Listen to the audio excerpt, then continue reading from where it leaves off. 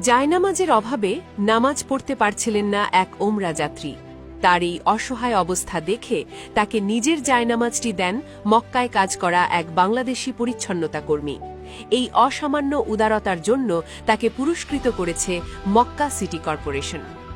Saudi আরবের জনপ্রিয় সংবাদ মাধ্যম সৌদি গ্যাজেট গত 12ই জানুয়ারি এই হৃদয়স্পর্শী ঘটনাটি প্রকাশ করে। প্রকাশিত এক ভিডিও চিত্রে দেখা যায় পবিত্র কাবা প্রাঙ্গণে একজন ওমরা যাত্রী নামাজ আদায়ের প্রস্তুতি নিচ্ছেন, কিন্তু তার কাছে জায়নামাজ ছিল না। মার্বেল পাথরের মেঝেতে নামাজ পড়া হয়তো তার জন্য কষ্টকর ছিল, তাই তিনি এদিক সেদিক তাকাচ্ছিলেন। ঠিক সেই মুহূর্তে দেবদূতের মতো সেখানে উপস্থিত হন ওই বাংলাদেশি পরিচ্ছন্নতা কর্মী। তিনি নিজের ব্যবহারের জন্য রাখা জায়নামাজটি বিন্দুমাত্র দ্বিধা না করে ওই অচেনা ওমরা যাত্রীর দিকে বাড়িয়ে দেন।